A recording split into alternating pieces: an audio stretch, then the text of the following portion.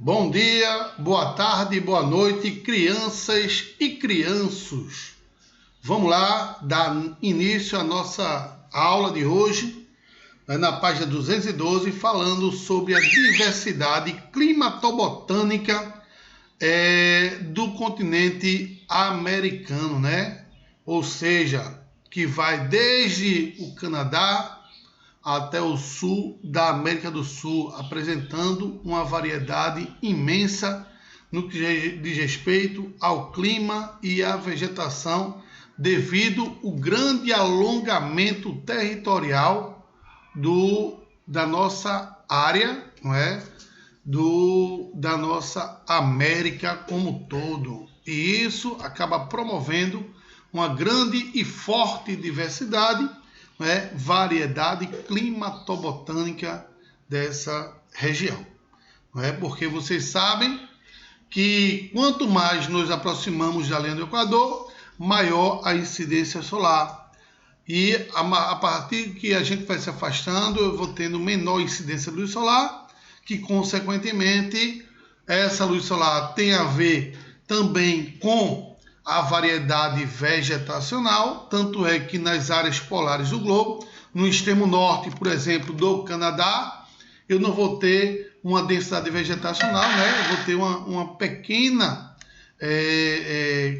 contribuição vegetacional, que é justamente a formação da tundra, que é formada por líquens e musgos, diferentemente da área que é cortada pela linha do Equador, aqui no Brasil, no próprio Equador, na Venezuela, eu tenho uma grande variedade vegetacional por conta da formação da floresta equatorial, popularmente conhecida aqui no Brasil também como floresta amazônica, ok? Então, essa característica do território americano faz com que, a partir da linha do Equador em direção aos polos, desenvolvam-se climas em que as temperaturas são cada vez menores. Como eu falei para vocês, tá vendo? A partir do Equador até as áreas polares eu vou ter uma variação de clima de temperaturas altas para temperaturas baixas por conta da incidência do solar, que ocorre em grande quantidade nas áreas equatoriais do globo e com menos incidência nas áreas polares, devido à inclinação do eixo imaginário da Terra, e devido também a forma geóide que a Terra tem, achatada nos polos. Pois entre as latitudes e temperaturas há uma relação inversa. Quanto maior a latitude, menor a temperatura. Vocês sabem que na linha do Equador tem uma latitude de 0 graus, com temperaturas ao nível do mar extremamente elevadas. Não é? Já nas áreas polares, eu tenho o extremo norte do globo, latitude de 90 graus, com temperaturas que podem chegar até menos 60 ou mais do que isso, por conta da não incidência de luz solar. E aí, consequentemente, eu vou ter essas temperaturas muito baixas nessas regiões polares. Isso ocorre por conta da curvatura da Terra, que implica uma menor perpendicularidade no toque da luz solar entre o solo. À medida que nos afastamos do Equador, e pela maior reflexão da luz próxima aos polos, em virtude da ampliação da superfície branca, o gelo, neve, iceberg, etc. Assim, sucedem climas tropicais, temperados e glaciais nessas regiões, ok? Diversidades de altitude e a disposição do relevo também, que influencia de forma direta no processo de formação de climas diferenciados e climas reduzidos ou não, Lembramos, em primeiro lugar, que a altitude é a distância em metros de qualquer ponto da superfície da Terra em relação ao nível do mar. Em condições ambientais normais, a temperatura diminui em média 1 grau a cada 180 metros de altitude. Então, eu tenho essa variação, onde as áreas ao nível do mar, ela tem uma temperatura considerável normal, e à medida que a gente vai subindo, a temperatura cai meio grau, né, quando a gente sobe a cada 100 metros, né, e assim sucessivamente. E aí, consequentemente, eu vou ter essa grande variação de temperatura nas áreas polares do globo, né, o que vai intensificar essa variação de temperatura considerável nessas regiões. Né? Então, consequentemente, eu tenho uma variação grande. Chico, eu estou dando aula, daqui a pouco eu ligo para tu. Então, eu tenho essa variação influenciada justamente por conta das questões de altitude. E aí eu vou ter sobre o relevo, né, nas áreas mais altas, né, temperaturas bem reduzidas. Né? Então, é questão de variação de temperatura, ok? Então, isso ocorre em toda a superfície da Terra por conta justamente de quando a gente sobe o relevo. Em todo o continente americano, a presença abundante de elevadas cadeias de montanhas, né? Na América do Norte, o tipo de cadeias montanhosas, na América do Norte, no topo das cadeias de montanhas, como as montanhas rochosas e os montes Apalaches. Na América do Sul, a Cordilheira dos Andes, a eterna cobertura branca criada pela neve por geleiras com razão de temperaturas bem abaixo de zero. Essas elevações montanhosas servem como uma barreira que impedem a passagem dos ventos úmidos vindos do oceano, o que diminui a umidade em áreas internas de diversas porções do continente. Na porção oriental, o relevo americano não se constatam em grandes barreiras que impeçam a penetração do ar úmido vindo do Atlântico, o que formaria grandes manchas desérticas. Apenas o planeta Borborema constitui um obstáculo orográfico, cria uma mancha semiárida no sertão nordestino, porque o planeta Borborema impede a penetração das nuvens no continente, provocando uma escassez de água muito grande nas áreas do sertão nordestino, onde eu vou ter o clima semiárido. Porém, o planeta Borborema não chega a ser tão alto assim para que haja a presença de neve. Né? Ela funciona simplesmente como uma barreira orográfica, né, que impede a penetração da umidade relativa do ar no continente, o que contribui com isso para a queda da pluviosidade nessa região do sertão nordestino, tendo aí a presença do clima semiárido, né, que é um clima típico do sertão nordestino. Né? Então, é o que ocorre no sertão do Nordeste, né, por conta justamente dessa barreira orográfica que é o Planalto da Borborema.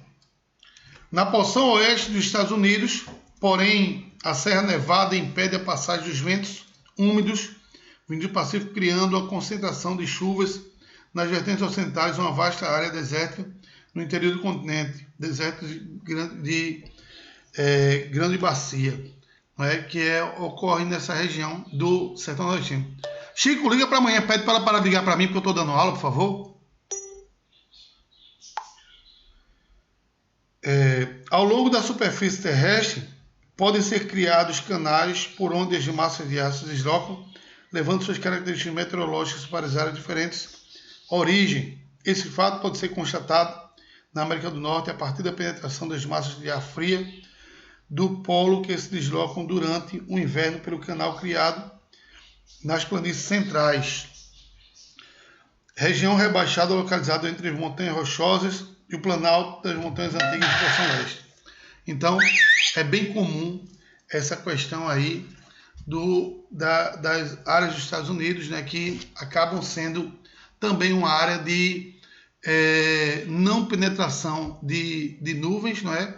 Nessa região, provocando aí uma área de estiagem prolongada, formando aí alguns desertos na região norte-americana por conta da formação das montanhas rochosas que impedem a penetração das águas vindo do Pacífico nas áreas localizadas nas planícies centrais norte-americanas. Essas massas já provocam a diminuição de temperatura e a queda da neve, congelamento de alguns lagos e rios, chegando o inverno mais rigoroso se alcançando no Golfo do México. Como já sabemos, as correntes marinhas, vou falar agora sobre as correntes marítimas da região daí da América, né? As correntes que influenciam, basicamente as principais correntes marinhas que influenciam o clima, né, a variação de temperatura aí, eu tenho a corrente da Califórnia que banha a porção oeste, tanto do Canadá quanto dos Estados Unidos, né? A corrente norte equatorial, que ali banha as áreas oeste do México também, né? A corrente sul equatorial, que pega as áreas também dali da Guatemala, né? Da região do próximo ali do Equador, são águas de temperaturas elevadas, né? Eu tenho também a corrente do Golfo do México, né? Que pega a porção leste das áreas insulares, né? Da América Central. As correntes norte equatorial, né? São temperaturas elevadas, temperaturas quentes, correntes das Guianas, corrente sul equatorial, a corrente do Brasil que banha parte do litoral brasileiro, né? E essas correntes que eu falei são correntes quentes, né? Onde provoca aí, consequentemente, por ser quente, uma evaporação e, consequentemente, a concentração de chuvas nessas regiões. Aí eu vou ter as correntes frias, como a corrente de Humboldt, né? Que margeia a porção leste da América do Sul, a corrente de Franz Land, né? Que vem ali das áreas subantárticas, né? Passa a Patagônia e sobe até o Uruguai, né?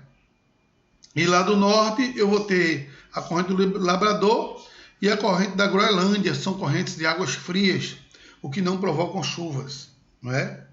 Então, ó, como já sabemos, as correntes marítimas são como rios de águas salgadas que circulam pelos oceanos, que de acordo com as suas características modificam a temperatura e umidade dos locais por onde passam. As correntes quentes se originam nas áreas próximas à linha do Equador e deslocam em direção aos polos, por onde passam, aquecem e fornecem umidade para as áreas litorâneas e, em certos casos, possibilitam a atividade em regiões que elas seriam congeladas. Por exemplo, a corrente quente do Golfo do México transporta seu calor até o litoral da Flórida do Golfo do México. As correntes frias, por seu turno, deslocam-se dos polos em direção à linha do Equador, acarretando o resfriamento do ar e a diminuição da temperatura do próximo litoral. Isso acarreta a condensação das massas de ar quente e úmida, formando nuvens pesadas, precipitação e neblinas sobre o oceano. E ao penetrarem no continente, estão totalmente secas, o que provoca a formação de regiões desérticas. Esse fenômeno é típico na costa do Pacífico e nesta região. A corrente fria da Califórnia é fundamental para a existência do deserto de Sonora e do Colorado e da América do Norte. Já a corrente de Humboldt esfria a costa oeste da América do Sul, impedindo que a umidade vinda do Oceano Pacífico atinja o litoral peruano, contribuindo cada vez mais pela aridez e o deserto do Atacama, né, que é um dos desertos mais secos do planeta, né, que é o deserto do Atacama. Existem correntes marítimas cuja temperatura é semelhante à das áreas pelas quais passam. Neste caso, não provocam alterações climáticas regional quando muito intensas aprofundam as características das temperaturas existentes. Nesse contexto, estão incluídas as correntes frias de Labrador, que vem do Ártico e congela no porto de Nova York durante o inverno, e as correntes quentes da Guiana do Brasil. Proximidade distante do mar, maritimidade e continentalidade, que é um fenômeno também que acaba interferindo diretamente na temperatura. Maritimidade é a função que o oceano tem de regular a temperatura do continente, levando umidade para dentro do continente. Já a continentalidade é a função que o continente tem de regular a temperatura dos oceanos, retirando a umidade do continente, deixando ela um tanto quanto seca durante o período de estiagem prolongada. O mar e a terra se aquecem de forma desigual. As águas se aquecem e resfriam mais lentamente que na superfície sólida. As áreas afastadas dos oceanos sofrem um efeito de continentalidade, isto é, absorvem e perdem muito calor rapidamente, sofrendo grande variação de temperatura, né? Como é o caso, por exemplo, nos desertos. O deserto ele absorve calor intensamente durante o dia, à noite perde e essa temperatura acaba dissipando rapidamente, por isso que a temperatura cai consideravelmente, não é, por conta da influência da continentalidade e a não influência da marinidade, que a marinidade ela regula a temperatura do continente. Como os desertos estão distantes dos continentes, aí dos litorais, consequentemente eu vou ter uma falta de regulagem de temperatura, o que vai me causar uma grande amplitude térmica, que é a variação diária da temperatura máxima e a mínima de uma determinada região, é chamada de amplitude térmica, não é?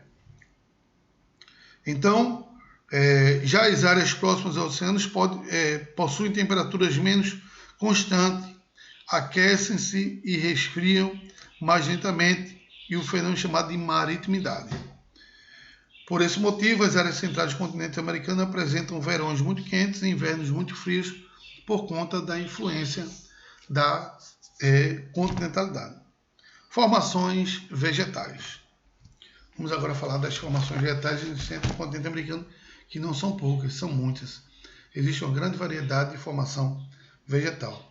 Podemos dizer que a formação é o espelho do clima, a vegetação é o espelho do clima, como eu já falei para vocês, né, porque a cada vegetação eu tenho um clima específico para aquela determinada vegetação, e aí, consequentemente, eu tenho ela considerado o espelho do clima.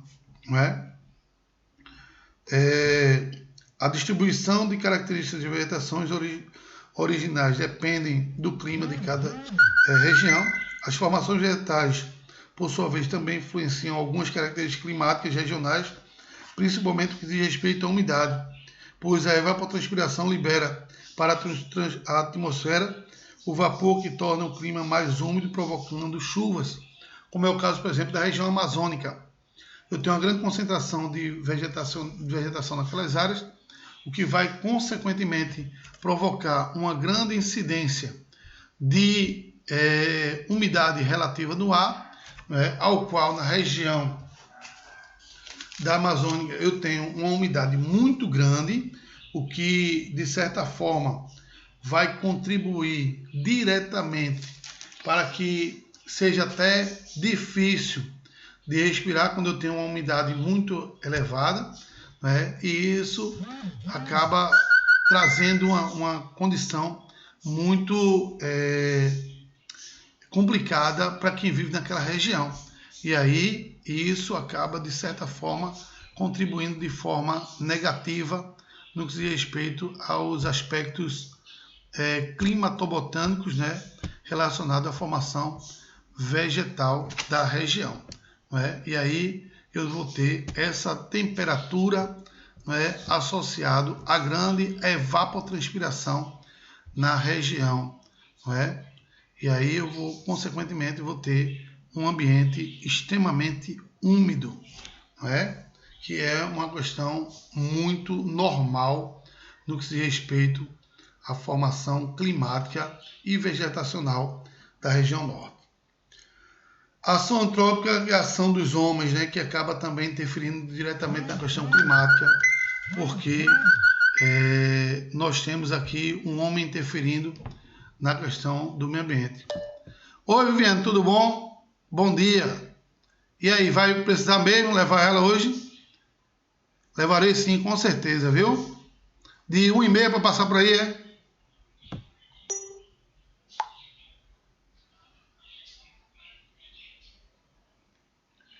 Então, a gente tem essa questão aí da ação antrópica. O homem é na realidade, um fator primordial no que se respeita aos impactos ambientais, porque ele retira a cobertura vegetal nativa, não é, de uma certa área, não é, e, consequentemente, a gente tem o processo de alteração climática, né, que, de certa forma, acaba acarretando um forte impacto ambiental. Quando você retira a vegetação de uma determinada região, você não impacta apenas a questão vegetacional, você vai impactar também todo o bioma que existe naquela área, você vai alterar a questão climática, etc. Porque a vegetação ela é primordial para a existência dos seres humanos. Então, gente, eu vou dar uma paradinha aqui.